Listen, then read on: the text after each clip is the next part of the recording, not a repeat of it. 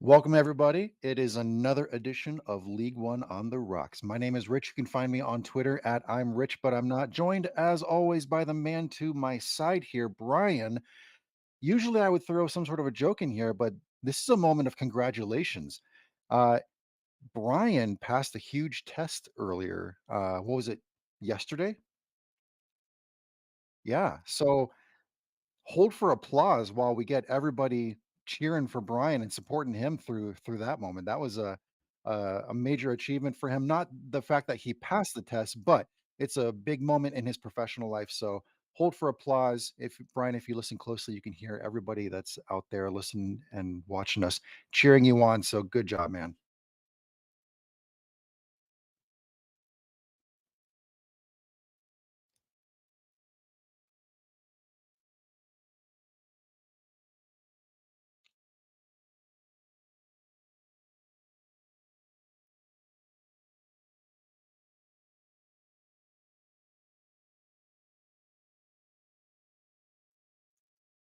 That's cool. That's so cool. And to celebrate, what are you drinking tonight?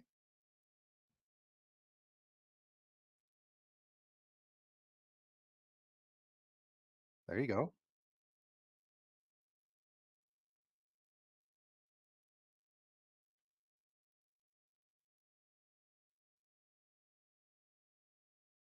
There it is. Yeah. And for people who tuned into a previous episode, I tried that. I'm not a coconut fan, so you got a skewed, biased take on that beer. So we're going to give a genuine take here for somebody who actually likes coconut. All right. Some of it, yeah. Hopefully it's good for you. I am going to be going with that 12-year scotch. Beautiful. Yeah. It's been a while since I've had the scotch, so I love that Oh, sound. that's a great sound. All right. We're going to start off with two fingers. Beautiful. Yes, I said that. Um, All right, Brian. Cheers, buddy. hey, cheers.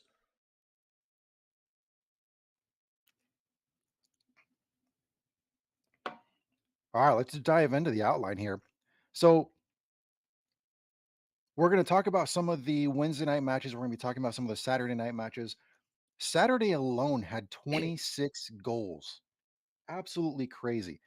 We did update all the fans that we're going to be doing a new format for the show. So, we're going to be doing Brian picks a match to talk about. I'll pick a match to talk about. We're going to give the fans their voice, and then we're going to do a draw. Now, we had three matches left over in this morning's poll. We had Charlotte and Tormenta, Mhm. we had Richmond and North Carolina, and we had Lexington and Central Valley. So we're going to toss that into the hat here. Don't want any mess ups here. So just gonna jiggle that a little bit. I'm gonna draw my hand in there, kind of do like the UEFA Champions League. We got to get some of those balls so Yeah, we we can do. like We do definitely the need the talk. balls. Right now, I feel like we're along the lines of the U.S. Open Cup draws. I feel like you have something written on the back of those that tells you exactly which one you should be picking. That's perfect. All right. So we are going to be talking about Charlotte and Tormenta. So we'll tack that on to the other matches that we discussed tonight. Let's dive into the outline here, though. To start off with week 22, we had six clubs playing twice this week. So we had Chattanooga playing twice, Central Valley, Madison, North Carolina, Richmond, Tormenta. It was a busy week for several clubs, half the league out there, actually. Hmm. And because every single team played on Saturday, there were no bye weeks this week. So, Love it. yes. All right, so we started off Wednesday night, the midweek matches with the 2-2 draw between Richmond and North Carolina. We'll go right past that one. Yep. We also had Tormenta beating Central Valley Fuego 2-1. We had Madison beating Chattanooga at home at the very last second with a Mhm. 1-0 final score, which brings us to Saturday. So every match we're going to be talking about tonight, going into detail, is going to be from Saturday night. First one we're going to be talking about is the one that we just drew out of the hat: Charlotte and Tormenta. Charlotte See? got the 3-2 win. Yeah, you see, that was the first one on the outline, so I feel like you definitely had it written on the back and were looking for it. I noticed you went with a hat that had the mesh backing. Don't think we don't see through it here, Yeah, Rich. yeah. See, we got to get the balls so that there's Yep. complete fairness to the draw. So yeah, it's week one of this whole new format. People deal with it. Tim chiming in to let us know that we're still more entertaining than the cup draws. Yep. So true. Oh, thank you for that. I mean, I hope we're more entertaining Yeah, than them. Rich was just sitting there tooting his own horn right there. I know. So yeah, we are Yeah, more exciting. of Yes, you're right. course. Michael saying he tossed the paper in the freezer so he knew which one to pick. That's a good one. All right. So, any other stuff in the chat? Yeah, I got one more. Tim ranting Blue Penguin Media again. Um, Apparently, my audio wasn't working at the beginning, which I'm going to attribute to some some stressful past couple of days at work and whatnot. Um, but I told him in the chat exactly what I had said, and then he said, "Well done. I know a stadium in Chattanooga that has a flickering light problem." So yeah, maybe I'll go down, see what the locals doing down there, and see if we can't get that fixed for him.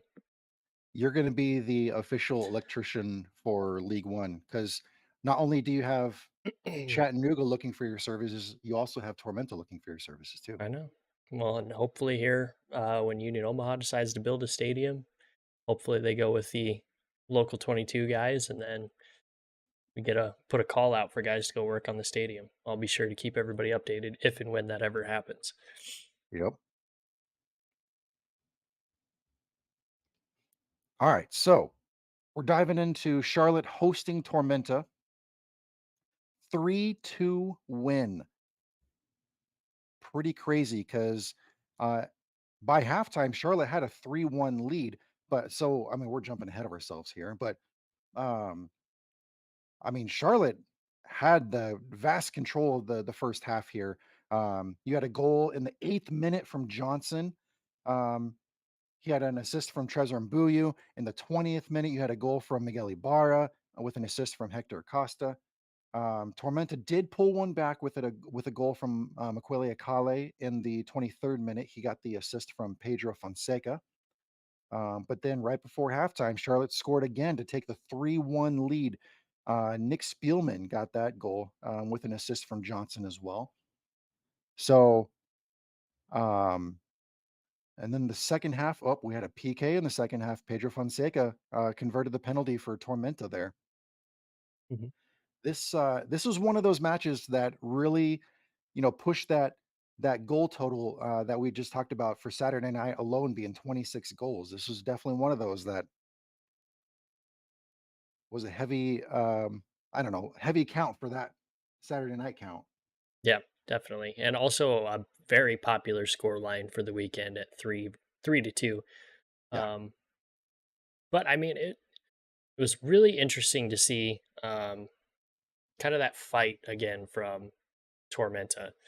I mean, going down as early as they did and being able to fight back and really wrestle control from Charlotte at the beginning of that second half. Um, but unfortunately, being unable to um, do some more damage late as Charlotte showed that they are still one of the better teams in this league and can retake control of a match. Because they, as soon as that penalty went in, it swung again back Charlotte's way. They really dialed themselves in and were able to stem off a really late attack from Tormenta. But I mean, you got to give both of these teams a lot of credit. This is one of those matches that was super fun to watch. There was a whole lot of offense and not a lot of defense being played. Yeah, and this was the second time ever that Tormenta has ever played in American Legion Memorial Stadium there in Charlotte, and you know, another visit to Charlotte and another loss. But this one was man, this one was close. A lot closer than the last time they played there. Last time they played there, it was a 2-0 victory for Charlotte, but um, yeah, Tormenta kept it a lot closer this time around. Mhm. Yeah, and I mean, it was even from the opening kickoff, I mean, the attendance numbers were really good as well. 2,115 there in Charlotte, and that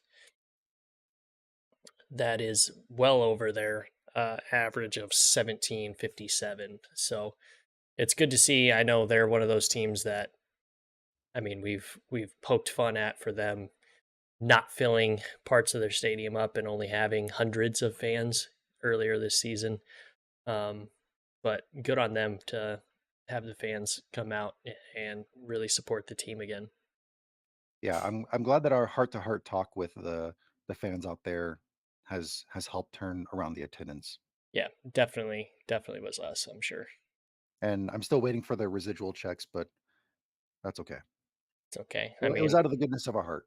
yeah, if they're anything like the residuals that the Hollywood writers have been getting, they can probably just keep them, and that'll be just fine. True. Yeah. And to highlight some of the notable absences from this match for Charlotte, they were missing Corey Bennett, still, dealing with that injury. And on the flip side, Tormenta was missing Jake Dengler, who is, still dealing with his injury as well. So hopefully both of those guys get back soon. They, rest and recover. They come back stronger. Because certainly, both of those teams are missing those players. Those are guys that both teams really want to plug back into the starting lineup. Mhm. Yeah, and I mean, there's that's obviously frustrating for both teams when you have some of your high caliber players out. But I think the even more frustrating thing, if you're a Tormenta fan in this match, is what happened to the right half of their back line. I mean, they were getting beat pretty bad all night. Um, and it's not something you're used to seeing. Generally, Tormenta has a pretty decent. I mean, the players on their back line are all good players, so they usually have pretty decent outings. They must don't know what happened on this one. Maybe they had some bad some bad feelings before this match, or maybe they ate at a different restaurant than they usually do. But something was not going right. They did not. They were not able to handle the Ibarra and Mbuyu attack from that left side of the Independence. Very true. Excuse me. Um, and when you look at the defensive stats, they were winning, more than half of their ground duels. They were winning more than half of their aerial duels. So, I mean, they were, you know, working well as a defensive unit Hmm. in the statistical category. But when you start looking at what you were just talking about, the eye test, that's when things Yeah. start, going a different direction. Yeah, and I mean, it seemed like I think a lot of that defensive prowess ended up being more of the midfield because honestly, Tormenta's midfield in this match was the only shining point, really, for the team. Um, I mean, the midfield got both of their goals. I mean, their midfield really did what we're used to seeing Tormenta's midfield do. I mean, they're able to play through that really well. It just the pieces around them were unable to um, secure that secure the rest of that win for them. Yeah. And it's funny that you mentioned both the goals came from their midfield. It came from both of their wingers too, Hmm. Fonseca and Akale. So yeah, the guys out wide getting the job done. Well, those were the best two. I don't even think you could say arguably they were the best two Tormenta players out on the field that night. I would agree. Yep. And despite going into halftime down 3-1, I mean, Tormenta had 61% of the possession. They had, 6 shots, even though Charlotte had 10. Mhm. Um, but the big kicker here, Tormenta's passing was at 90%. That's not something I would expect from a team that is down 3-1 at halftime. No. No, that seems like a stat that should be switched. The team that is up 3-1 should be passing at that clip, but again, I think those numbers, the passing accuracy stat can get so, like, skewed by back passes and Yeah, reset passes going back and stuff like that. So, I mean, it's one of those where you have to really look at everything else around that number, because if you just look at strictly the numbers, I mean, that's going to be really deceiving for every team in the league. yep, I agree. And when we were talking about the passing stats, it really speaks to volumes to what you were talking about with the um, midfield unit, because you know that they were dealing with the ball a lot of the time, whether it was trying to link up play to the top line or if they were just trying to evade pressure and dropping it back to the back line. So it really speaks volumes to the pressure that the midfield was taking and the way that they were dealing with it, and maintaining possession throughout all those phases. Yeah. All right, so we've gone through all of those discussions. Let's move on to the candidates. Who you throwing your favorite? I don't know, your 3 stars to. Yeah.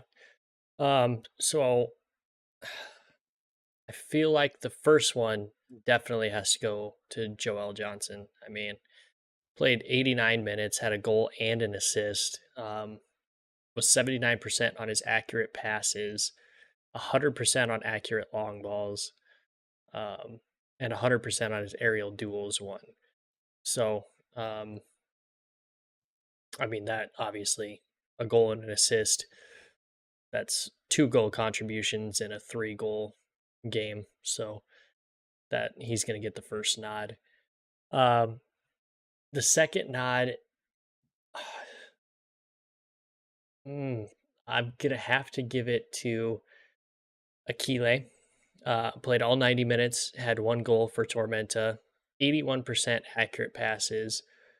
His shot accuracy was 80%.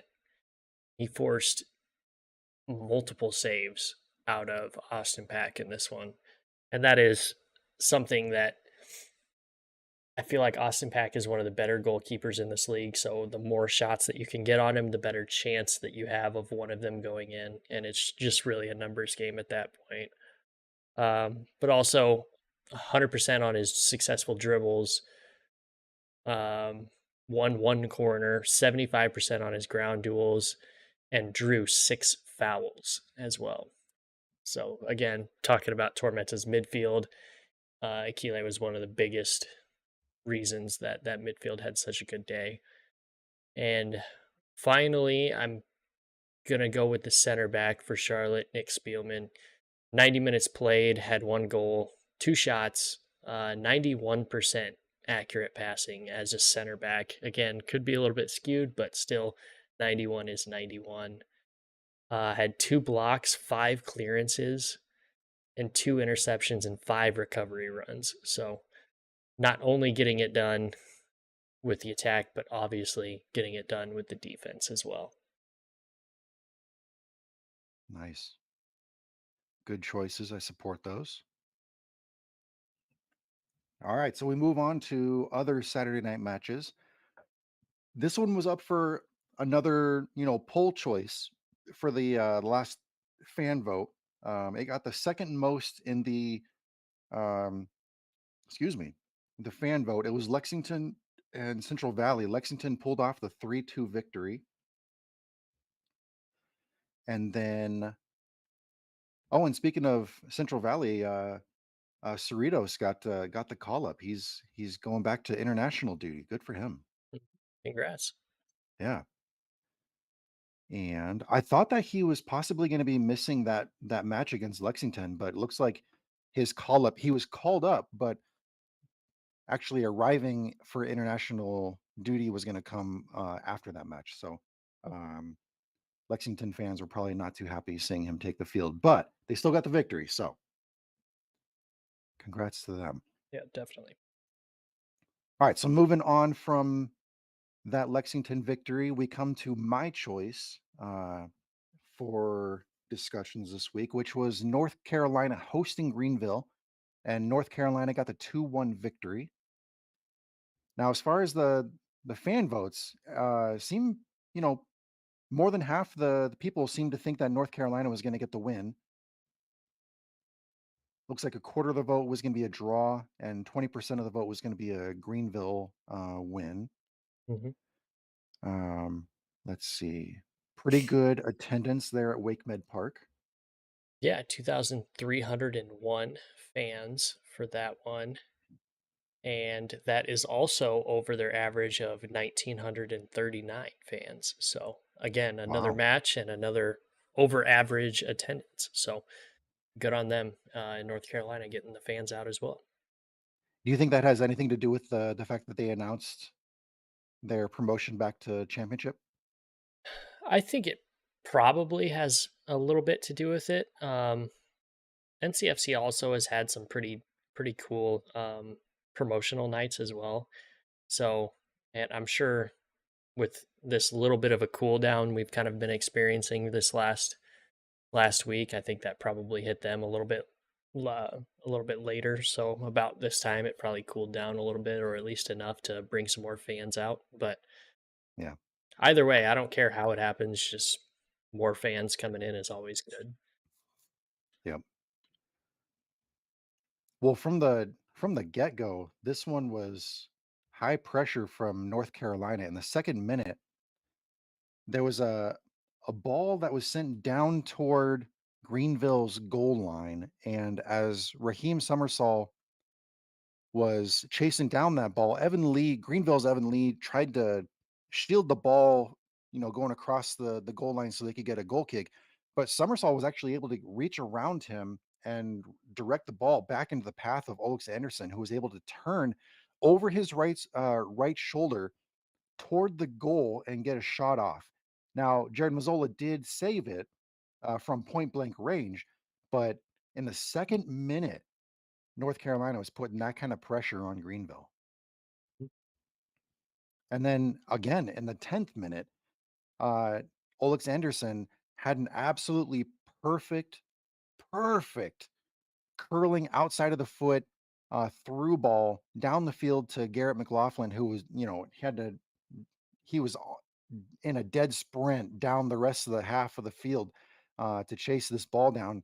Um, Had to fake out the defender at the last moment to put a shot on the near post, but again, Jared Mazzola there for a quality save to redirect it away from the goal. That one doesn't look like I don't it looked like it might have been, on the path to going into the goal, but, I mean, it doesn't matter. If you're Mazzola, you gotta save that. You gotta just redirect it away. Don't even Hmm. take the chance. Yep. Greenville had their own opportunity that was really nice to see. Um, Alan Gavalanis, midfielder for Greenville, had a ball that was passed to him from Aaron Walker off a throw in, and his shot on on goal for oh my gosh, toward the North Carolina goal. It was a knuckleball. Now you don't see those too terribly often, um, but for him to get a knuckleball shot off, oh man, it was awesome. Yeah. Um, I mean, you really got it, to wonder if that was a accidental knuckleball or if that was a purposeful knuckleball, because I feel like knuckleballs in soccer, much like knuckleballs in baseball, can go one of two ways: exceptionally well or horrifically wrong. There's only yeah, two ways that that story ends, and one of them's great and the other one's not. But I mean, I would love to see a return of some knuckleball shots. I just feel like they're super difficult to get off in an actual yeah, game situation. They're cool yeah. to watch guys do it on YouTube, but in a Yeah, match, man. you have to hit it just right. No, for sure. And fortunately for Alan Gavlanius, he was given plenty of space to work with. Um, you know, as soon as that ball was poorly cleared, Aaron Walker just, hey, oh wow, you're there. Okay, cool. I'll pass the ball to you. And he took that shot, and yeah, it was. I wish that we had more camera angles because if we had one from behind the net, Oh, man. we'd be able to see the movement of the ball on its Mhm. path. That'd have been cool. Yep. Nonetheless, the first goal in the match happened in the 36th minute, and it's not the team you thought would score first. It was Greenville, and it was from Liam McKinnon with an assist from Aaron Walker. Aaron Walker, man, that guy's stellar. What a hell of a Anyways, year. Raheem Summersall over at North Carolina couldn't clear the ball effectively. Ball landed at Aaron Walker's feet. Aaron Walker, being the stellar player that he is, was able to feed a quick pass to Liam McKinnon, and McKinnon sent a thunderous strike from outside of the penalty box. And this one was a beauty. It was skipping right along the surface of the ground, tucked just inside the post to the keeper's, to the right of the keeper. Um, he tried to get down and make that save, but it was just, beyond his fingertips. It was a nice goal. Mhm. Liam McKinnon, that's a guy who, man, he's had a good season. Um, I don't know how many. Let me pull up how many goals he has because I feel like he's one of those guys for Greenville who is just tearing it up this year. Let me Mhm. look at player stats here. Yeah, he has 7 goals. Damn. I think that ties Noe Meza over at Union Omaha. Leo Castro is their leading scorer. I would have picked McKinnon to be Mhm. their leading goal scorer. I would not have picked Castro. So that's cool. I think Noe is sitting on 9. Oh, is he? Oh, Yeah. that's right. He's Okay. he's, I think 5th place in the Golden Boot right now. Gotcha. So yeah, McKinnon got that goal. And so Greenville went to halftime with the lead. And then in the second half, it was all North Carolina. And it So was Garrett quick. McLaughlin, yeah. And speaking of quick, in the 54th minute, Garrett McLaughlin had an unassisted goal. When Rafa Mensingen takes a shot, you got to be able to cover it up as a keeper. If that shot's coming in, I understand, you know, that's a difficult shot to bring in. Um, but man, if you don't clean up that Mensingen shot, that a quality, forward like McLaughlin is going to be following it up. And that's exactly what he did for the finish. Now, in McLaughlin's defense, when that ball rebounded off the keeper's hands, it was not the easiest cleanup duty for him. It wasn't a simple tap in, you know, it wasn't a Terzaghi goal. I'll keep it there. I know the Richmond fans like, fuck you. I think Um, Richmond fans got a lot more to worry about at this time of the season than talking a little oh shit. shit.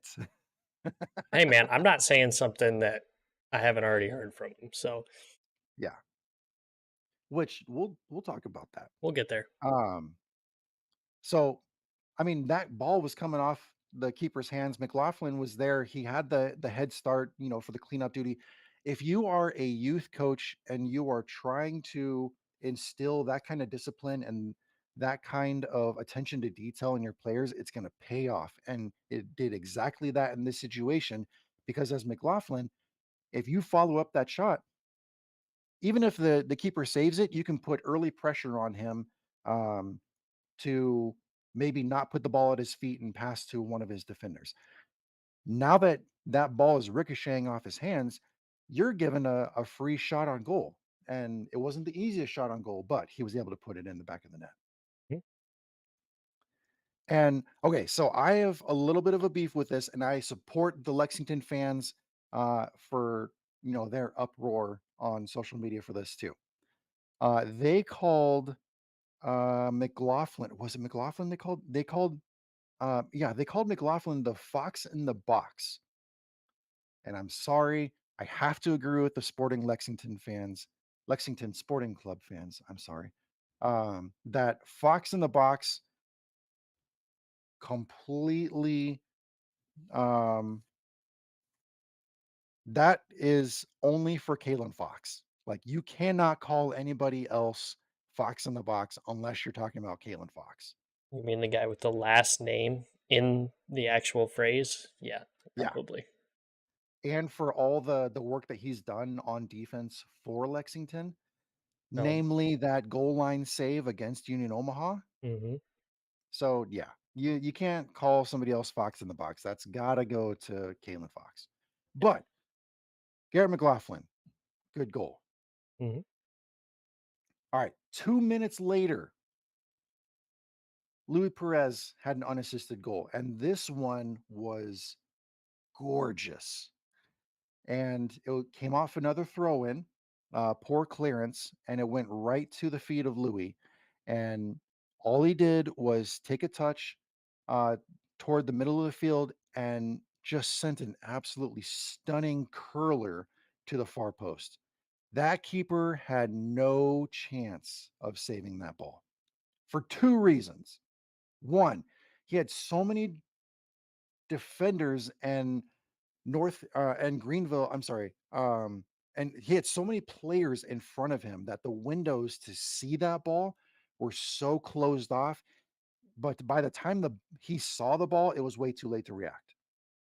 Number two, it was an absolutely stunning shot to begin with. So for Louis Perez to get that shot off, I mean, man, that was gorgeous. Yeah. Take a picture of that, hang it up on the wall. Yeah, definitely. Make it an NFT. I don't know. I don't care. Oh, no, don't bring that back now. So believe it or not, this was Greenville's second Mm, loss since mid-May. I know that they've been on quite a bit of a streak lately. I know that they've been, having they had what, like five, what? No, they had 3 wins in a row for sure. I think they went 5 matches undefeated or something like that.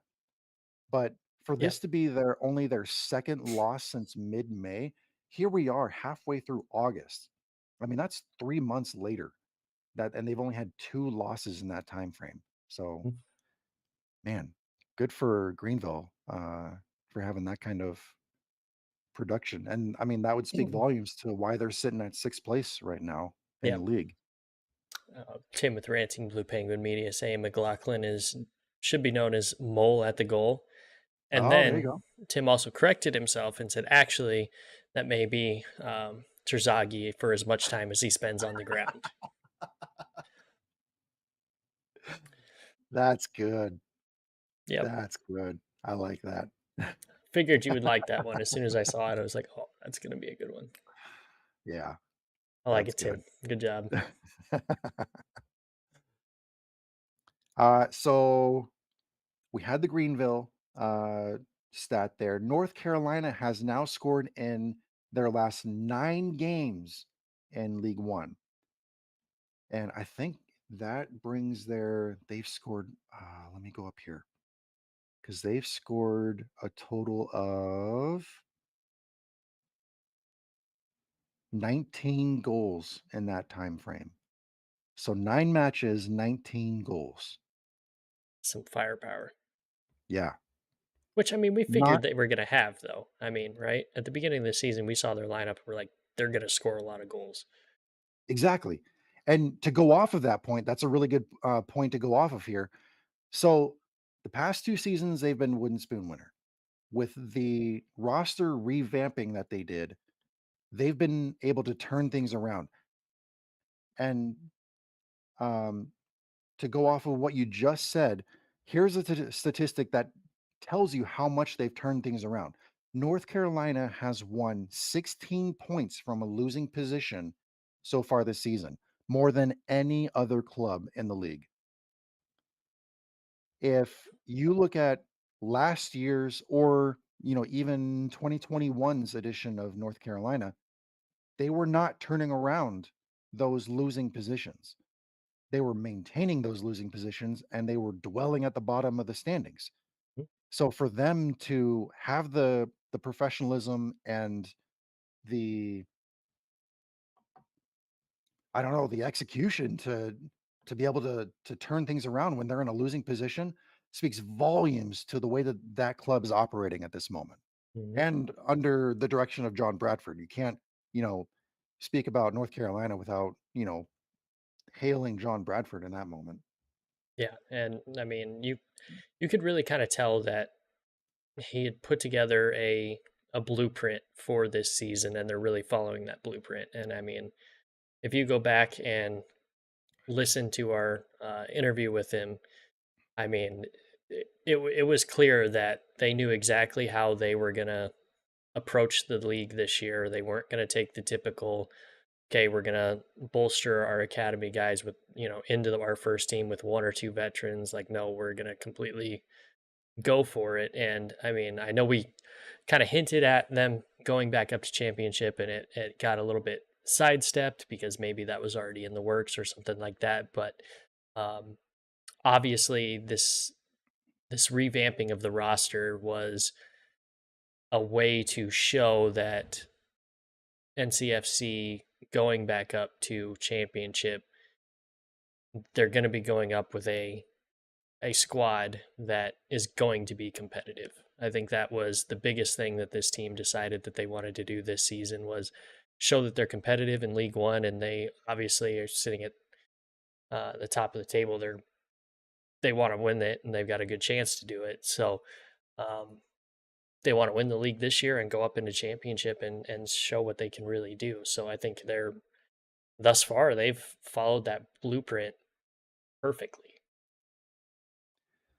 Yeah, and I can't imagine North Carolina having a huge roster turnover in the offseason heading into that championship season next year. Yeah. With the players that they have on their roster right now, I can only imagine other clubs approaching them and saying, "Hey, I mean, you don't really want to keep Rafa Mensingen, do you? Hmm. Or Olex Anderson or Gary McLaughlin? I mean, you don't really need them, do you?" And I can just imagine them saying, "Are you kidding? Look at all the tape that we've had this season. Like, we're keeping those guys. We're going to championships. Screw off, Right. you know?" Right. So yeah. After the match, John Bradford said, "It is great to be back in front of our fans here at WakeMed Soccer Park. I thought that in the first half, obviously the goal that we gave up, offensive intensity wasn't high enough. So that was a challenge in the second half. A halftime discussion to try to raise that. And I thought the guys came out and obviously created two goals within the second half. And I think it starts just by having a better attitude. So, I mean, once again, collect the guys, speak to them, go over those adjustments, get their mentality on a united front, and they go out in the second half and scored 2 goals in 2 minutes. I mean, Hmm. geez. Yeah. Well, that halftime speech must have been rousing because they went right into it. Yeah, and I can't imagine Bradford is the guy to yell and scream. I feel like he's the guy like, "Hey, guys, come on. All right. So, here's what we're gonna do. We're gonna focus on this stuff. Leave all that stuff in the past. We got 45 minutes. We're gonna do this." Like, Hmm. yeah, just straightforward, "We're gonna make this happen. We got this. We're good."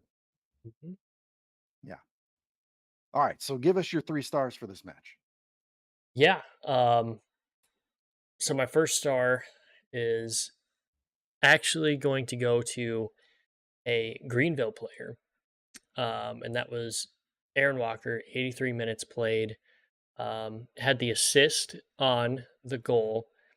85% accurate passing. 100% on successful dribbles. 50% on accurate long balls. Um, won 60% of his ground duels and drew one foul. Also had four recovery runs from the striker position. So um, really, really working hard to get it done for Greenville. So my second one is going to be Garrett McLaughlin. Obviously, with the goal, 82% accurate passing, 67% of his shots on target, um, two passes into the final third, 50% on his long balls, four recovery runs again from the striker position, and won 57% of his ground duels while drawing three fouls as well. So obviously Garrett McLaughlin as well, another player that we know plays very well. And my third star, got to go with Luis Perez. 62, only 62 minutes played, had the goal, 83% on his accurate passes, 100% on accurate long balls, and was able to draw one foul as well. So really just holding down that right side for North Carolina. Very nice. All right, so we go from my pick to your pick. Oh no, Yeah, actually, sorry. In between, there was a Chattanooga did beat Richmond 3-2 at home. There in the Den. Now we can move over to Bree Stevens Field there in Madison. yeah.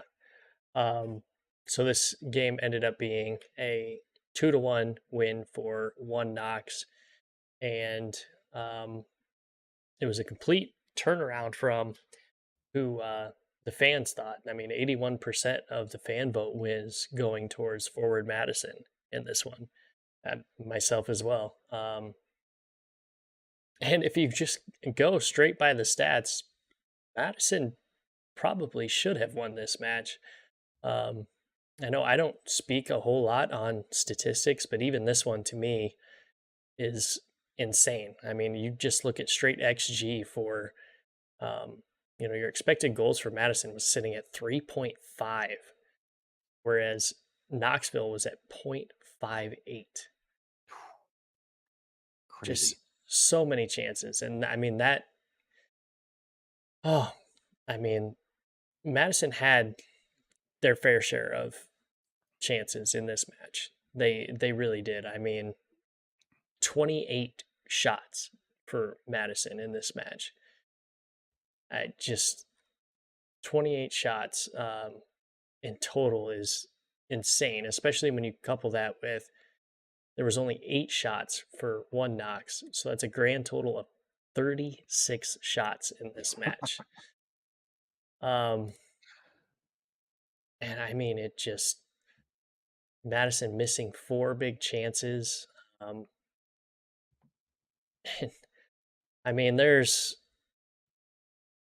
mean, the shots on target was 10-4 in favor of Forward Madison, and just crazy numbers that I don't think we've really seen at all in League One. This might be the highest shot total match we've ever seen. Um, it, so I mean that's crazy, but I do think Madison fans definitely have a bone to pick with League One officiating in this one. I mean, there's really nothing else to say. This was a complete breakdown in the officiating, and as much as everybody complains about officiating, I think finally Madison can put that to bed and be like, no, look back at this match and talk to me about officiating after you have one this bad. Like I understand this is also a development league for pro referees. I get that and I understand it, but when you have, I mean, in what it was at the 8th minute, Jordan Skelton just blatantly snagging Christian Cheney's jersey and snatching him back off of a ball. I mean, that's not a play on the ball. That's not a soccer move. That's not even a sporting move. It to me that should have been a straight red card for um wow, what is the term for it? It's not vicious play, but um whatever it was an unsafe move to pull him down from behind by his shirt because he got beat that bad on a ball. I mean, I there's other things, obviously. I mean, if anybody hasn't seen Christian Cheney's Twitter, go back and look at it. There's obviously he was unhappy with the refereeing as well. But Yep. when you have a ball being played inside the box and the ball gets back passed and it's somehow called offsides as well, I don't I don't know what to tell you. I mean, Madison, you've got every reason to be upset in this one. In my opinion, it just I think it was 3 or 4 goals that were called off due to any random assortment of reasons. There's so many to name. I can't even think of them all Yeah. off the top of my head. I Um, remember scrolling through Twitter and it was like they were all pleading their case, like, look at this. Look at this. Did you see this? that Yeah. they have every right to on this one. I mean, yeah, but in the end, I mean, it doesn't matter. The end result was Knoxville takes this win. This was in front of a crowd of 4,649 as well, which for Madison, obviously, um, that's pretty standard, but still above average. So we have another match that is above average. Madison averages 4,255. So another really, really big match for them. Um, I just accidentally closed out my. Oh, there it is. Closed out my outline on accident. So scroll back down to my talking points quick. Okay. Yeah. So above average attendance for them. But getting into the scoring, One Knox actually scored first in the 24th minute. Um, Jalen Chrysler, assisted by Derek Waldeck as well. Not long after, in the 32nd minute, Madison probably should have been up 2-1 at this point, but they weren't. They drew. They got back and scored a goal from Nazim Bartman on the assist from Jaden Nonan. And then in the 37th minute, One Knox scores the winning goal from Frank Ross, assisted by Jake Keegan. So I mean, there was a lot to this match, not just the refereeing. It just for some reason Madison's back line couldn't hold those 2 goals back, but that also should not go completely on them as well because I mean, you had 28 shots in total. You probably should have put more than one in the goal. I mean, it really comes down to that. And I mean, in all fairness, they did put a few in the back of the net, but none that counted. So um, you got to look inside yourself on this one a little bit as well. So, um, oh, I would be insane to not talk about the bicycle kick that hit the top woodwork and just oh, I think I think that's when I was watching this match and I was like, maybe it's just bad luck for him today. It's just not Madison's day. Yeah. Um, but just crazy. This was probably the craziest match you're going to see in League One this season. And that says something coming off of their victory over Chattanooga, where they scored in the last minute of the match. So yeah, to say that this one was the most eventful, most exciting, most hyped up match. I mean, yeah, that speaks volumes to the kind of match that this was. Like, oof, man. Yep.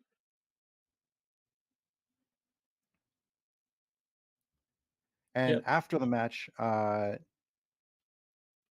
looks like Matt Glazer had a post-match interview and said, "The guts that we showed tonight on short rest was probably one of the best performances that we've had since I've been at the football club. We had almost 30 shots on target." He continued saying, "We still have plenty of work to do to improve. I think we should feel confident about the group that we have. It's hard to take tonight's loss because we played very well." I would agree with that. Hmm. Yep. I don't see any way that I could argue with anything that Matt said. If I were walking out of Bree Stevens Field, I'd be thinking to myself, what did I just watch? What just happened?" Hmm. Yeah. So for Matt Glazer to say it out loud, yeah, in the post-match conference, yeah, there you go. Yeah. Somehow kept it classy. Would have done. I would not have been the same way, but The temptation is real to start, going on a rant right then and there. oh, I would have been calling the owner saying, "Are you going to cover my fine? Can you cover my fine?" Just because there's no way I'm escaping that press conference without saying something. I probably should. And, we did get to see the debut from, um, Madison's, new signing, Pierre Da Silva. This guy he's a former US youth national team player, has, experience in the MLS. He played in the USL Championship. So he was subbed on in the 77th minute with, Ford Madison. So we got to see, a new and exciting addition to their roster. So Yep. that'll be cool. Hmm.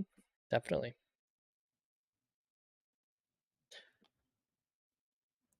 All right. So who are you assigning as your 3 stars?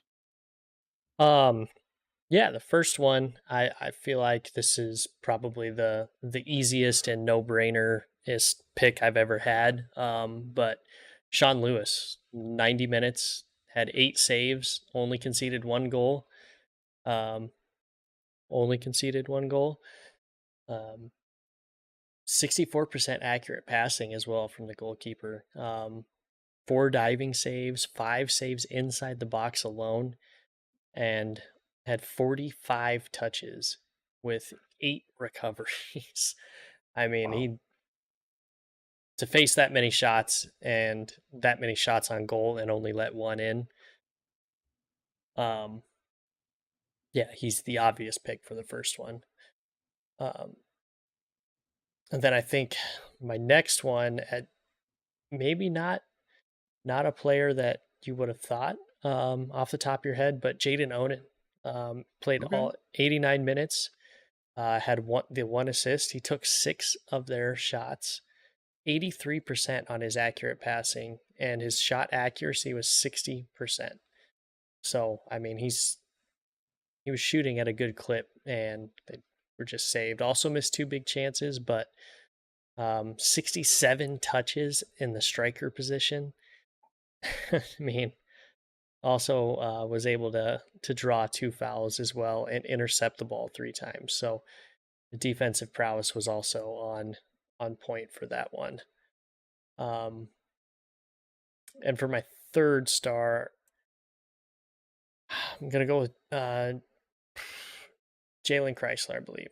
Chrysler, excuse me. 90 minutes played, 1 goal, 60% accurate passing from the back position, 56 touches, 14 passes into the final third as well.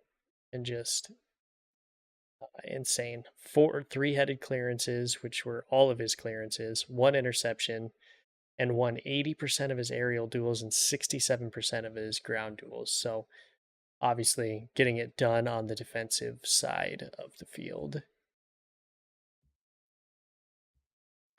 Yeah. One, Very two, three. cool. That is 3. Yep.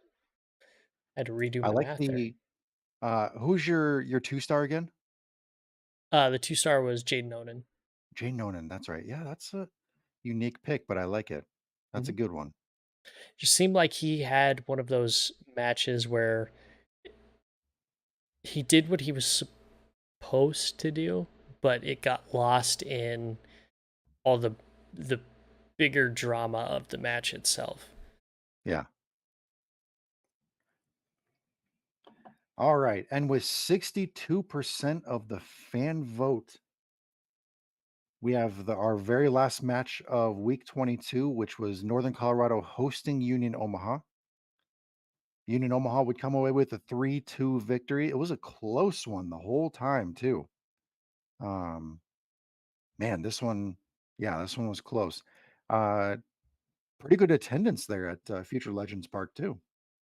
Yeah, 1446 for NOCO, which is also a reoccurring theme here, above average. They average 1131. So love to see that. Love to see these all of these matches being better attended. I mean, attendance is up right now, but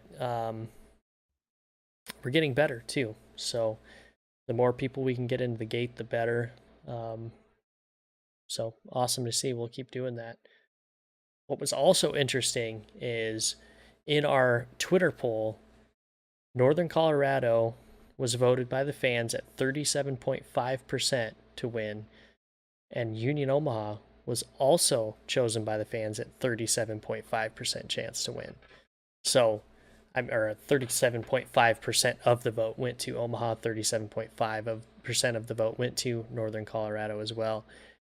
And man, this match was a little bit crazy, to say the least. Omaha had to weather quite a few really intense periods of Northern Colorado pressure and Northern Colorado um, high press. That was something that it looked like they wanted to do right out the gate, and they did very well throughout large swaths of this match. So was relatively quiet. There was quite a few moments where it looked like Northern Colorado was really taking hold of the match, and then Union Omaha would go on a little bit of a possession run and be able to move the ball up the field. But for the most part, the entire first half was possession wise and just eye test wise. Northern Colorado looked like the better team for a lot of this match. Um, I know not a lot of Northern Colorado fans are probably going to feel a little bit hard done by the fact that Union Omaha was helped out with two of their goals by penalties. The first of which being in the 36th minute, um, converted by Joe Gallardo, his first one of the season, which looked like it might have been a confidence issue. So just a guy like Joe, I feel like you you put the ball in the back of the net, and that is going to start to maybe roll a little bit for the way for his confidence and everything like that. Um, but again, with that high press and everything, you see Northern Colorado, Lucky Oprah, just um, just completely sliding a ball it past Rashid Nuhu in the near post. Um, Beautiful goal. I mean, it was one of those things. Northern Colorado just really wanted to press really high up the pitch, and that's kind of what happens. I mean, you're going to be if that ball gets behind your defender a little bit, they're going to get up to it because they're playing so high. Yeah, they were pressing time and time again, and Lucky Opara, for that goal, I'm skipping ahead quite a bit here, but in the post-match here, he mentioned in the team recap here, "Today I had terrible news from Nigeria. I lost someone close to me this morning. I promised to score for her." Certainly did that. Nice. Yeah. So, I mean, I'm sorry that he had that tremendous loss. Yeah. I'm glad that he was I mean, I'm glad that he was able to keep his promise and score for her. Hmm. Um, so yeah, it was man, that was a good goal for Lucky Opara too. Hmm. Oh yeah, it was beautiful play. I mean,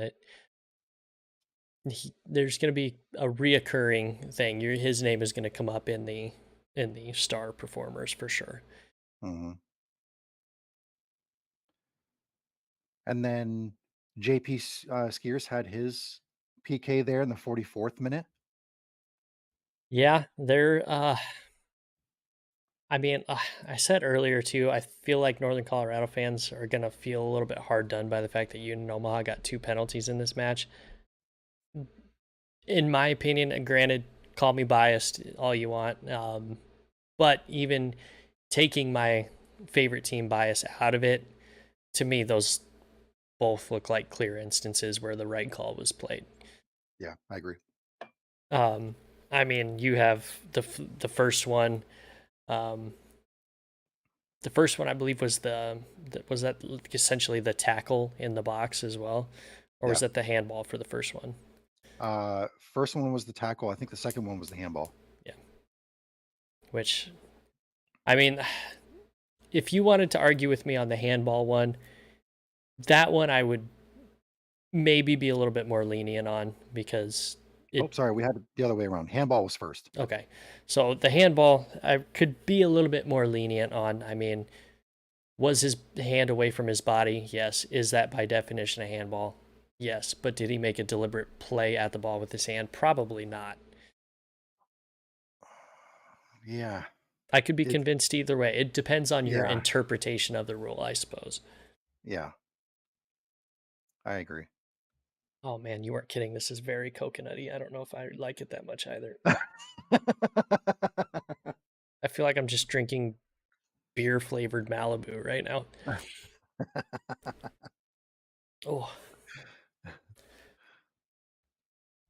oh. And speaking of the, 2 penalty kicks, that as I mentioned in uh, the recap for Who Gives a Hoot, that was the first time in club history for Union Omaha having 2 penalty kicks in a single match, or converting 2 of them. Mm-hmm. Yeah, Yeah, and I mean it. Both very well taken penalties. yep, More impressed with the Joe Gallardo one though. I mean that top bins in the top left corner, just that was a nice one. I mean no shot at getting that one. So, um, and then it kind of looked after halftime. Northern Colorado really came out with. I mean, if we thought they were going to press in that first half, and that was all they had, that second half, this team was insane with their pressure, just completely insane. Um, for don't even know how long it was. It was what 20 minutes or so. They completely dominated Union Omaha on the ball, and it seemed like the ball never left Union Omaha's side for those first 20 minutes of the second half. Yeah, and the post, match quotes here from Ayman Zayed, Northern Colorado head coach. He even alluded to the fact that he thinks that Northern Colorado was the, better team. He said, "If you look at the performance tonight, it wasn't bad. We were the better team and we lost." He also said, "4 losses in a row. I've never been through that in my life, even as a player." So, yeah, that was a historic loss not only for the club, but also for him as a player/manager. Slash manager. Mm-hmm. Yeah, Tim with Ranting Blue Penguin Media saying this match reminded him of the old Union Omaha teams, J Mims teams, where they did not seem to want the ball. I don't know if it was necessarily that they didn't seem to want the ball. I just don't think they could do anything with it because of the pressure from Northern Colorado. Obviously, they saw something in this Omaha team that they could exploit, and Yeah, they did. yeah, yeah, they were working very hard to, find whatever weakness they could, and you're right, yeah, they certainly worked hard to make it happen. Mm-hmm. Yeah, but in the 80th minute, Union Omaha goes up 3-1 on a corner kick. The assist goes to Connor Doyle, and a header from Pedro Dolabella. Um, I mean, Connor has been able to do something for Union Omaha on those corner kicks, where it seems like he can pick out that back post guy fairly consistently. It's just if the player can get up and get their head on the ball. But it seems like it's in the right position every time. So, um, great corner kick and a great conversion for Dolabella on that one. Um, but a little bit of a bright spot here as well for Northern Colorado. But Lucky gets his second goal in the 87th minute. and the assist coming from Irvin Para, being his this is his second match back um, after finishing treatment, I believe. So Yep, that's right. Yep. yeah, shout out to him for getting back and getting the assist in his second match back. It's always great to see him back on the field, being such a great competitor like he is. It's definitely scary, and it adds another element to this Northern Colorado team that was already good. So it's great to see him back in, but again, Lucky just another goal. Yeah. I mean, carrying the team really at that point. And then after that, Northern Colorado also with the high press, they really thought that they could finish this match out and at least draw Union Omaha.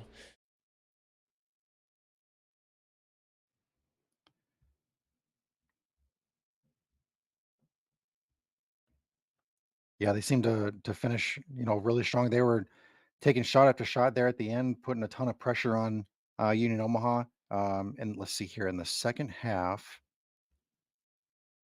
they had 64% of the possession, 8 shots. They only this is a surprising stat for me because I thought they had more than this, but according to this, in the second half, they only had one big chance. I thought they had more than that. Mm. It definitely felt that way to me as well. But so they had 8 total shots in the second half, 7 of which were inside the box. So that tells you what kind of pressure they were applying to Union Omaha there in the second half. Yep, I agree completely. And if you want a full breakdown, I'm going to do a little self promotion here. Apologies. Go check out the recap over at Who Gives a Hoot that I wrote for this match. I threw in a bunch of team statistics here. This was Union Omaha's first win at Future Legends Park. Um, let's see here. And it was the first time that Union Omaha has ever won 4 consecutive regular season matches in a row. So a bit of a historic performance for Union Omaha there. We already mentioned the 2 converted penalty kicks there. Hmm. And here's another fun stat that I included in the recap here. Northern Colorado is the only club that has featured a player who has been able to score a brace against Union Omaha this season. In the previous 2 meetings between these 2 clubs, Trevor Amon had um, a brace in both of those matches, and then tonight Lucky Opara had a brace. No other club in League One has had a player score a brace against Union Omaha.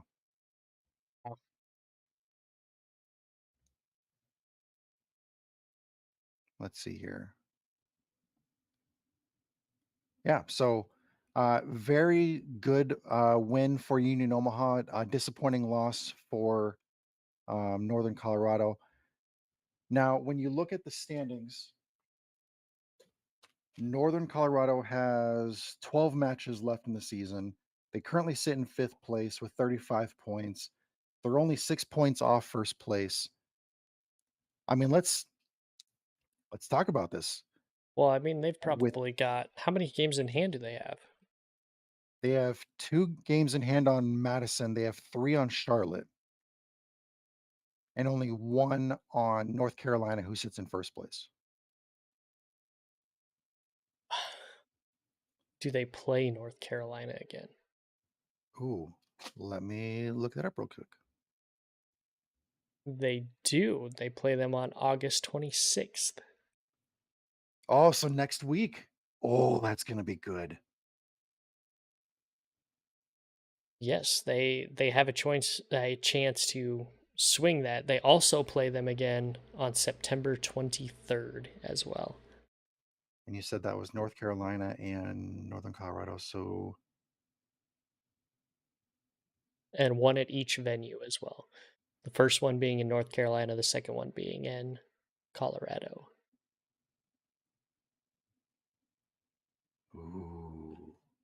So yeah, we are in week 23. So yeah, the next week will be week 24, and then they play in week 28.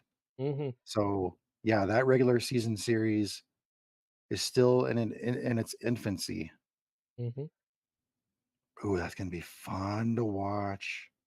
Ooh, that's gonna be good. All right. So with that said, we just went through the whole point scenario. If you're a hailstorm fan, mhm. where are you on that 0 to 10 panic scale? Oh, mm, mm. Well, let's see. They have 3 games in hand on the number 7 seeded Knoxville team, and they're also They also have three in hand on third place Charlotte.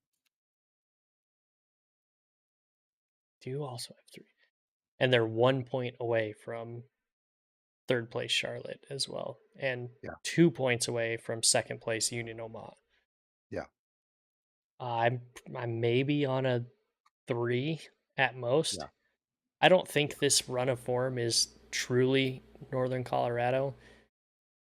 My only concern is they have a lot of games in hand that they need to start filling up, and I know next week, I mean, they play the match against Greenville on Saturday.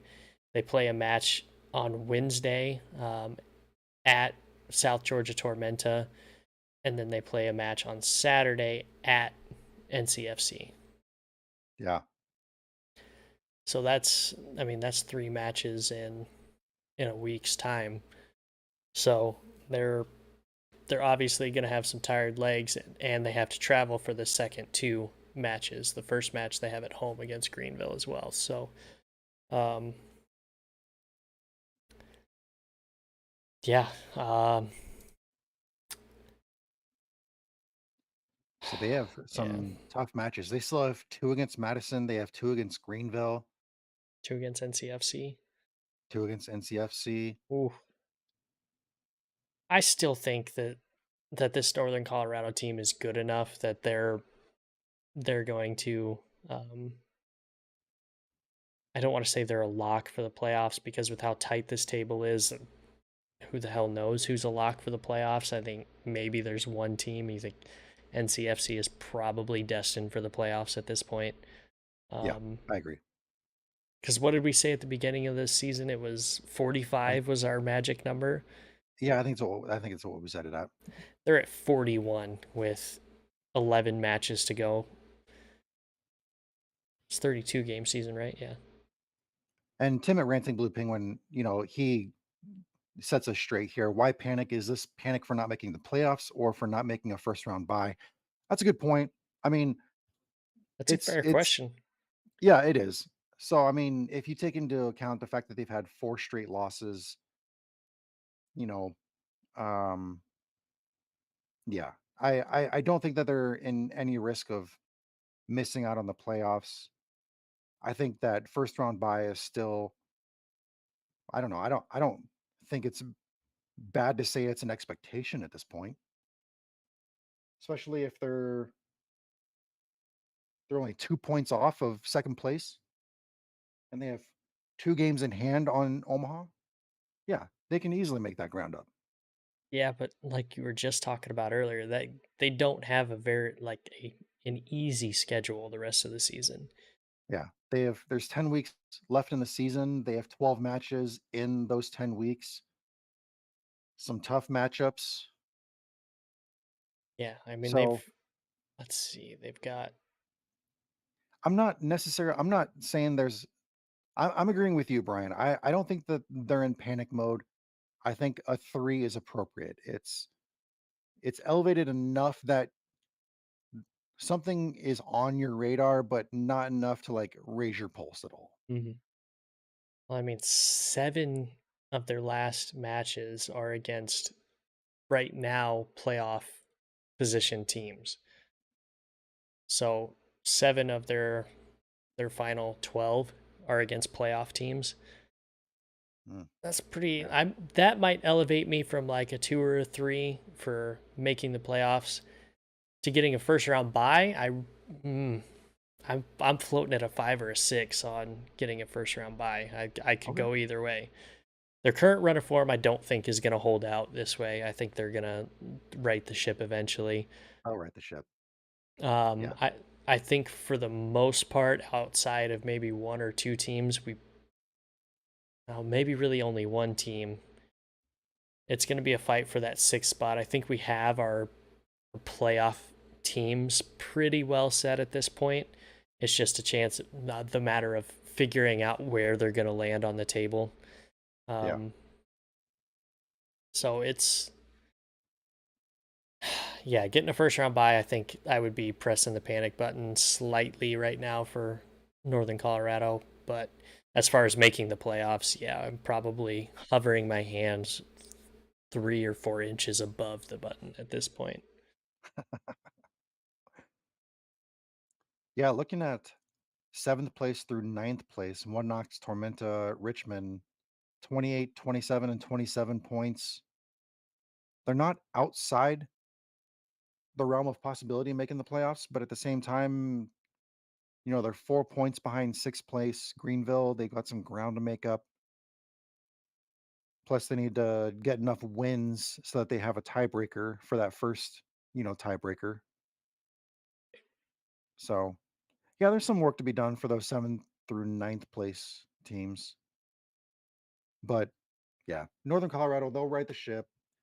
I If think you're a so. team who can afford to lose 4 matches in a row and still come out in fifth place, I mean, Well, that and have one of your premier players from last season go down with a um an off I don't even want to say off the field injury with it's not even an injury with a horrible disease and like yeah.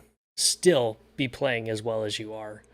I mean, you got to figure, especially with how they started the season and with the addition of Irvin Para and him rounding back into form, if he can even be a semblance of the player that he was last season, I think Northern Colorado is definitely a team to look out for down the stretch. And even if you don't expect him to score a ton of goals the way that he did in previous seasons, look at the way that he was assisting Lucky Opara. I almost said Ike Opara. Look at the way that he's assisted Lucky Opara. I mean, if he can take on that kind of a role as well, he has that knowledge and experience to see the field. Um, and obviously he has the skills to match that up with what he wants to do. So if he can take on the role of an assister instead of a goal scorer, by all means, go for it, man. Yeah. And I think he had only 17 minutes played, and I can remember three separate instances where he had a chance at an assist, Yeah, excluding the one that he actually got. So, yeah, he's gonna have Arthur Rogers a run for the money for the yeah. leading assister. Keeps playing like how he did against Omaha, and they keep pressing teams as high as they did against Omaha. Yeah, definitely. Yeah. And Tim at Ranting Blue Penguin chiming in. Eamon Zayed has a strong case for manager of the year, if not John Bradford. Yeah, Eamon had my yeah. vote for manager of the year at the halfway point, and John Bradford, man, that's a really good one That's too. That's going to that's be a a tough. great vote. Yeah, Oh, yeah. First half of the season, I would give it to Eamon Zayed. Second half of the oh yeah. season, the way that they're playing right now, I would give it to John Bradford. But It's a, man, it's a full taking the whole season award. season, taking the full season into account, ooh, that's tough. And the best part is those things are good. Those polls are going to come out before the playoffs start, I'm sure. And so Yeah, it's like, just wait till after the playoffs, then we'll know for sure. This will make the decision easy. yeah, But yeah, yep. crazy. All right, so we got into a bit of a discussion there. We didn't do any of the 3 stars. What you got? I mean, obviously, Lucky Opar is getting the first nod. I mean, Yeah, 90 minutes played, 2 goals, 72% on his accurate passing, uh, 73 touches as a left back. 73. That just yeah, tells you how far up the pitch that Northern Colorado was playing, and the fact that he That's like scored 2 goals, like that's like J Mims telling Dami via dare, just go, just do you. mhm, yeah, shades of Trent Alexander-Arnold in that one. There you go. Yeah, Just 'cause I know Tim is also a Liverpool fan, so, he is. um, but yeah, I mean, he won 100% of his ground duels as well, 4 recoveries. I mean, just insane match for him. Um, Tim saying the Scouser in our team, yes. Second one, I'm gonna have to give to JP Skiers, The captain. the captain role. Scored a goal, had 2 total shots, 81% accurate passes. Um, had both of his shots were on target, which forced saves from Penaranda. 2 passes into the final third, but also won both of his aerial duels and 50% of his ground duels as well from that midfield position. And the final one,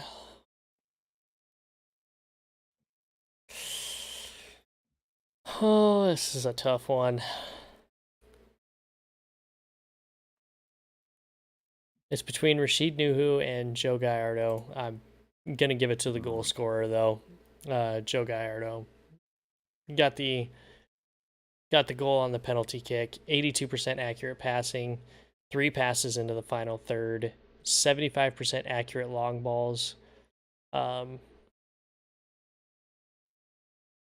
yeah, just another one of those workmanlike workmanlike plays, but also a special shout out to Rashid Nuhu for facing as much pressure as he did. yeah. And also shout out to Arthur Rogers for continuing to be a facilitator and playing as high up the pitch as he does. It seems like Northern Colorado's really taken a page out of all of those teams' book that play their left and right backs the entire length of the field. Yeah. So when it comes to the end of the season awards, let's look here. For Golden Boot, you have Trevor Amon at 16 goals. I He's don't ahead by 5. nobody's catching him. Nobody's catching him. For assists, you have Arthur Rogers in first place with 8. Uh, Tate Robertson is from Lexington is in second place with 7, as well as Miguel Ibarra from Charlotte and tied for second place with Tate with Hmm. 7. This could be a clean sweep for Northern Colorado in those two categories. Hmm. And then manager of the year, Definitely a thought.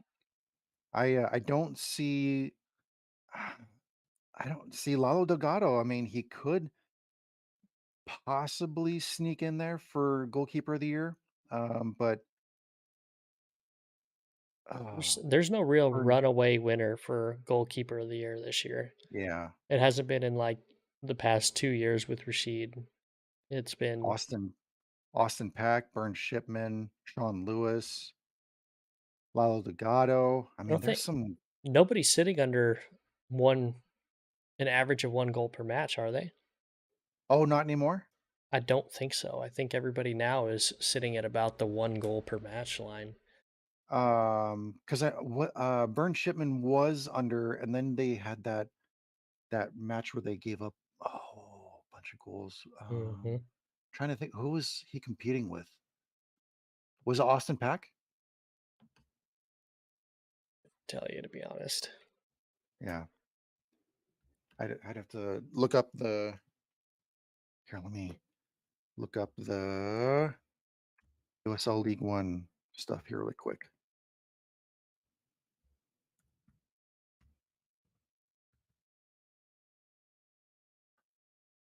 All right, so for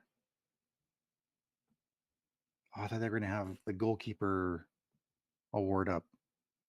They have everything but that up there on their Oh, of course they do. yeah.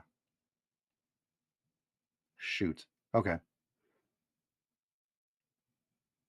Well, we named off a bunch of good goalkeepers there, so you know that those guys are in the race. Yeah. So you know it's gonna be a tight one too with all those guys. Those are all guys having great seasons.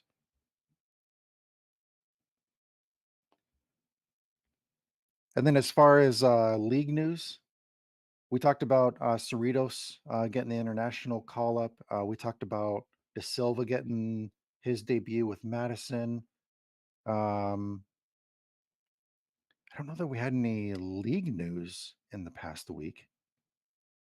No, I mean, I know they had just had their meetings and everything like that. I haven't really heard Yeah, anything come out of that, but yeah. So I guess we can move on to previewing week 23. We have 6 matches. Everyone's playing once this week. Start off with Friday night with the barrel brawl between One Knox and Lexington. I've seen a lot of hype on social media for this one, and quite a I'm bit. excited to watch that one. Yeah,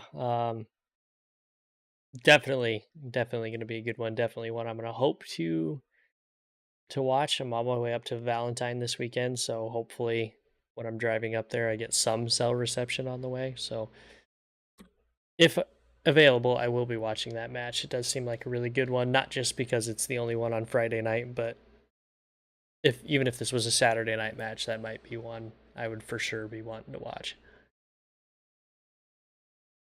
Yeah. And then Saturday, the first match of the night is going to be Richmond hosting North Carolina. They just played in on Wednesday night of week 22 as well. Hmm. And they came out with a 2-2 draw there. Man, oh, so that one finished strong because Michael Hornsby had his first professional goal there in extra time, and like with less than 30 seconds left in that match, he had his first professional goal. Man, that was a good one. That was fun. Yeah, the dying seconds and oh yeah. So yeah, that one's going to be one to keep an eye on. Let's see here. I suppose we should probably Another, go through and see as we're talking about them. We can probably give our thoughts on it too. yeah, let's do it. Um, the first one, that's in Knoxville. I And gotta it's a get rivalry match too, so you know they're going to be up for it. gotta give it to Knoxville. It's too. Okay, Lexington's too up and down for me. I can't until I figure it out and play a complete match for a whole one match at least, but then two matches in a row. Then I'll be on all on board with them. But too inconsistent for me. I got to take one Knox in this one. I will see your one knocks, and I will raise you with Lexington. All right. We're going to have a barrel brawl of our own. Yeah. um, the second one, Richmond and NCFC. Richmond I got desperately needs a win. yeah, Desperately. But I don't think they get it. I think North Carolina gets them. yeah, I got North Carolina in that one too.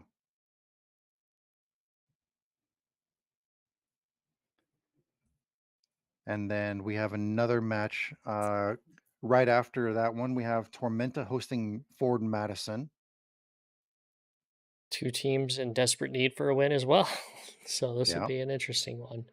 Um, So going back to that Richmond versus North Carolina, Richmond is currently, I think they're in their.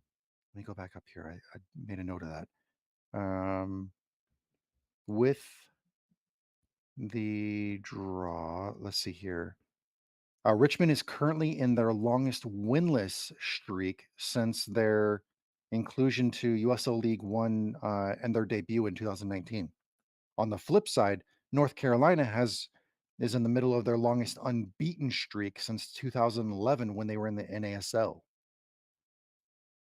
So there's a little bit of historical context for you. a little extra fire in that match. And think about this. Olex Anderson, who used to play for Richmond, has not won at City Stadium since leaving Richmond. So, you know, maybe it We'll go Richmond's way. I still Yeah, think North Carolina. I agree. All right, Tormenta Madison. What you got? That Tormenta, historically, Tormenta has not been terrific at home. Um, Correct. this is also a Madison team that I feel like is reeling a little bit. Mhm. Not, I mean, in their last five, two losses, a draw, and two wins.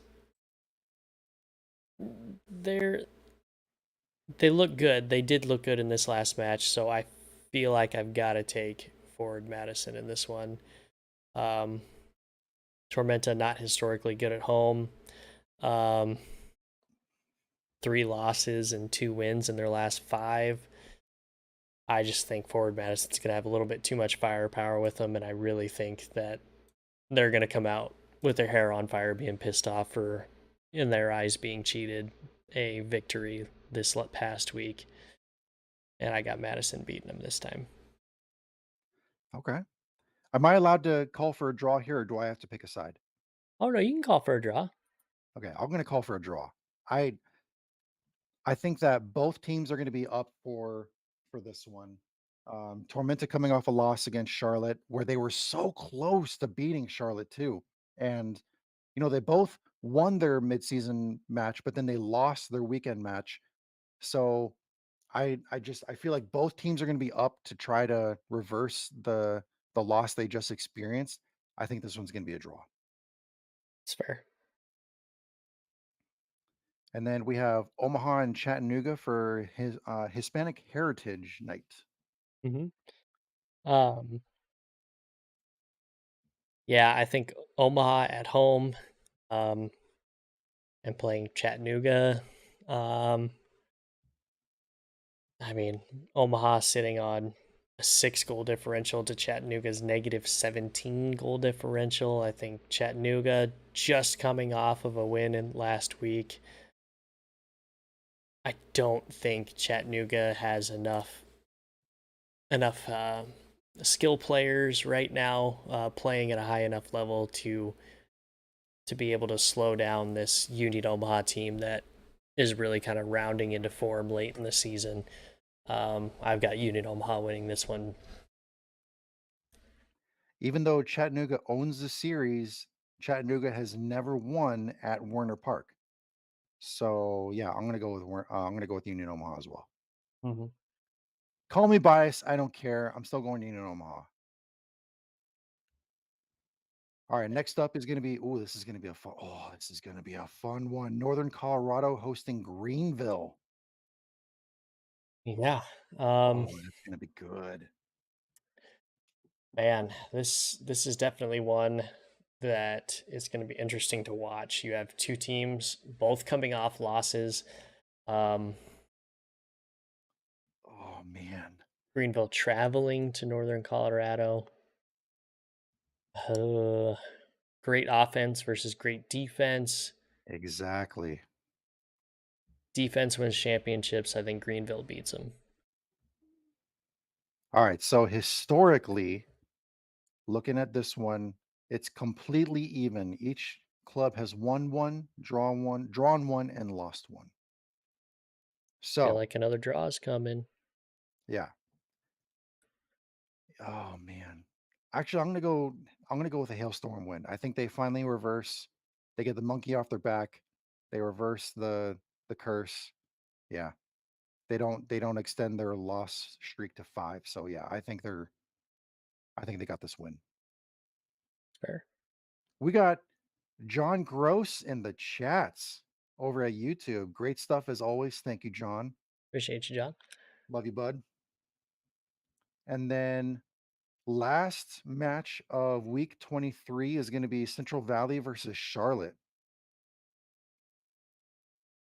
Mm, That's a good one. Oh, I'm going Charlotte. it's at it's in California. I got to dig a little bit deeper into this. Hold on. And they don't have Cerritos. Yeah, I got to go Charlotte.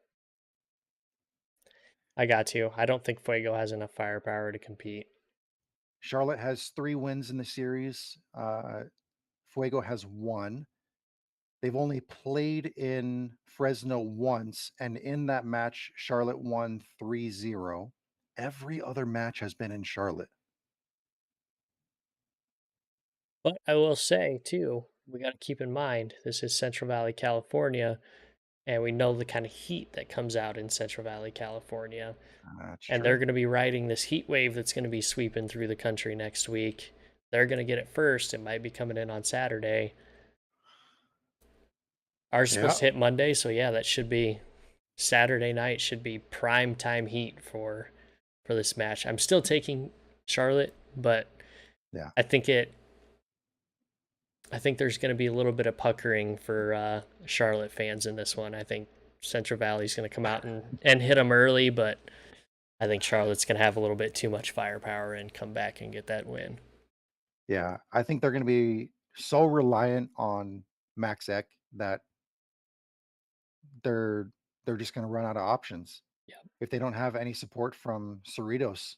I mean, Hmm. Cerritos has been, I don't wanna say he's been carrying that team, but he's been providing so much, um, help on the stat sheet, on the field. I mean, just the invisible labor and the stuff that he's been doing for the scoreboard, having him off the team for international duty, while it's a great thing for him personally, it's just terrible timing, Hmm. especially since now they're trying to avoid the wooden spoon, and they're 3 back on Chattanooga. They have a game in hand, but yeah, you don't wanna win that wooden spoon, man, come on. I really think Central Valley has found something with Max Heck. But they just need the rest of their players to step up. Yeah, I mean, this is a squad that can win some matches. It's a lot like the Lexington problem, just not they have the Lexington problem more severe than Lexington does, where they can't put an entire match together to save their life, and just they've got pieces that can do it. They just have been unable to. So I don't think it happens this week, but it'll be yep. close. Alright, that is well, that's another episode of League One on the Rocks. With our new format, talking over the 4 matches, we're gonna have our power rankings tomorrow morning. Um, we'll have our polls on Friday morning and Saturday morning. And then, we're gonna try as hard as we can to get Ayman Zayed back on the show. We had to, reschedule since he wanted to attend the Unity match, which That's fair. no no fault on his part. I mean, that would have been a ton of fun. We've been to a couple of those and enjoyed every single one of them. Yep. So, Yeah, and we did want to go out there for it. We just yeah, we did. and couldn't end up making it work. So So yeah, we will keep you all updated as soon as we have any information on that interview. In the meantime, keep checking back. We'll have those polls on the Twitter, or on the X, I guess we should say now. But yeah, we don't have to though. we don't have to. We'll keep Twitter live, even if it's just us. Yep. All right. Well, that's another episode of League One on the Rocks. My name is Rich. That is Brian. We will see you next week. All right, thanks, guys.